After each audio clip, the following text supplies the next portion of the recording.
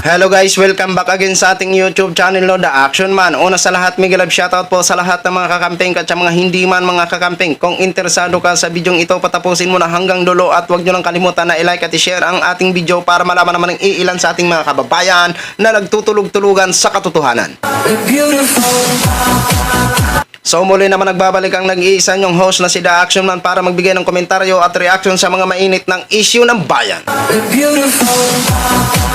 So ito ho mga ka-action, no, may gusto lang ho ako na i-share sa inyo. Sa panahon po ngayon, marami sa ating mga kapulisan, hindi ko po nila lahat ang nasasangkot sa mga krimen ho mga ka-action. So ito pong i-share ko po sa inyo. Balitang balita na may isang dinukot na beauty queen ho mga ka-action. At isa sa mga suspect ay isang major at driver. So ito po ang driver ng major na nakita na nagbuhat sa isang beauty queen ay voluntary na sumuko. Ang tanong ho natin dito, bakit kapag nasasangkot ang iilan sa ating mga kapulisan pagdating sa krimen, ang bagal ng investigasyon? Dahil ba ito sa may power sila? Dahil sila ay isang alagad ng pulis? Dahil ba may mga nagpoprotekta ng mga kabaro nila, kaya matagal ang mga investigasyon pagdating kapag pulis na ang nasasangkot sa mga krimen. Bago ho tayo magtuloy-tuloy, panoorin na po natin ang nasabing video. Sumuko na sa otoridad ang driver ng police major na pangunahing suspect po yan sa pagkawala ng beauty queen na si Catherine Camilon. Nakilala ang suspect na si Jeffrey Ariola Magpantay na naharap ngayon sa kasong kidnapping at serious illegal detention. Kunin natin ang report ni Mar Gabriel. Voluntaryong sumuko sa Balayan Municipal Police Station sa Batangas si Jeffrey Ariola Magpantay. Siya ang sinasabing driver ni Police Major Alan De Castro na pangunahing suspect sa pagkawala ng beauty queen na si Catherine Camilon. Ayon sa Balayan Police, mag-aalas 12 ng tanghali kahapon nang sumuko si Magpantay kasama ang kanyang live-in partner. Sinasabit po niya yung sarili niya for investigation na hindi po siya nagtatago po sa public po. Kumbaga, wala po siyang tinatago. Willing naman po siya, kaya po pasadadaan lang po sa legal process kung ano man po yung case na ipinail po sa kanya. Isa si Magpantay sa mga itinuturo ng mga witness na bumuhat at naglipat sa dugo ang si Catherine mula sa kanyang sasakyan patungo sa pulang SUV.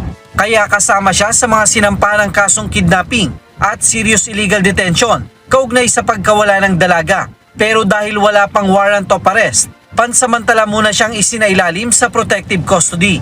Pwede po siya nasa amin kasi kung ang iniisip po niya ay for his own safety, mas gusto po niya na nasa PNP na po siya, nasa facility na po siya ng PNP. Yun na po, kinukonsider lang po namin po yun sa PNP. Pero yung part po ng kanyang pag-stay po sa amin is voluntary at wala rin po kami, hindi rin po namin siya nire-restrict na, para po hindi po siya makaalis sa police station. Nitong Martes, hindi ulit sumipot sa Batangas Prosecutor's Office si Major De Castro para sa ikalawang preliminary investigation sa reklamo na isinampalaban sa kanya. So yun na ho mga ka-action, mga kakamping, no? Grabe, no? Police Major. Hindi na nakontento sa sweldo. Dinoble na nga ang kanilang sweldo, pero marasa pa. Hindi pa rin nakokontento ang iilan sa ating mga kapulisan. Diyos ko po. Ano nang nangyayari? Diba? Diyan po sa sumuko, maging magaan ang magiging kaso mo. Wala ka din magagawa that time. Kasi ikaw ay nanilbihan lang sa isang major. Kailangan mo talaga tulungan. Diba? Pero mas maganda na yung sumuko ka. At least mapagaan ang kaso mo at maprotektahan ka. Di ba? Kasi kung magtago ka at iiwasan mo ang major na yan, malalagay sa panganib ang buhay mo. Kaya mas maganda na yung sumuko ka para maprotektahan ka. May DOJ naman di ba? May tagapagbantay naman para magprotekta sa mga sumusuko at gustong mag-star witness laban sa kaso. Di ba? Kaso, ang tanong ho namin, nasaan na po ang beauty queen? Bakit hindi nyo man lang binalita o bakit hindi nyo man lang tinanong kung buhay pa ba ang beauty queen na isang biktima? Di ba? Dapat po malalaman niya ng taong bayan, lalong-lalo na po ang pamilya ng biktima. Di ba? Kasi nag-aalala lang po sila. Dapat tinanong nyo man lang ang nasabing sumuko na driver. Nang sa ganun, may update ang pamilya at ang taong bayan. Di ba? Kasi hindi lang naman pamilya ang may concern dyan. Siyempre tayo may concern din dyan na gusto natin malaman kung buhay pa ba ang beauty queen. Di ba? Alam nyo, napakabagal ng proseso kapag mga higher o mga maimpluwensyang tao ang nasasangkot sa krimen. Ito yung sinasabi ko sa inyo mga ka-aksyon, ang pagkakaiba ng batas at hindi pantay ang batas. Kapag maimpluwensya kang tao, ay ang hirap imbestigahan at ang hirap isyuhan ng arrest warrant. Pero kapag mahirap ka, wala pa naman sapat na ebidensya, dinampot ka na, ikinulong ka na, habang patuloy na iniimbestigahan. Di ba? Yan ang masakit. Dahil ba sa maimpluwensya sila? Kaya medyo alanganin na arestuhin? Kailangan mo ng kumpleto na ebidensya? Pero kapag mahirap ka, kaya-kaya ka na lang damputin.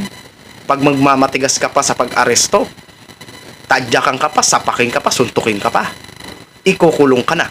Hindi pa naman sapat ang ebidensya laban sa biktima. Yun ang sinasabi natin na sana maging pantay ang batas. Walang mahirap, walang mayaman, walang maimpluwensyang tao kapag nagkasala, arestuhin. Di ba? Walang buro bodyguard. Di ba? Madalas natin makikita kapag maimpluwensya, grabe, pinoprotektahan pa. Hindi lang maano, parang hindi madapuan ng langaw. Di ba? So yun lang ho mga ka-action, mga kakamping, no? Hiling lang ho natin na sana magkaroon ng katarungan o mahuli na ang sino man nasangkot dyan at sino ang mastermind. Dahil suspect pa lang ang nasabing major. Wala pa silang siguraduhan kung siya po talaga. Kaya sana kung sino man ang mastermind, bilis-bilisan nyo naman po para makamit naman po ang katarungan ng pamilya ng nabiktima. Yun lang ho mga ka-action, mga kakampeng. Gin-share ko lang ho sa inyo. Maraming salamat po sa ating mga viewers Luzon, Visayas at Mindanao all over the world. Ako po ang inyong lingkod, si The Action Man. Have a good day everyone. Beautiful.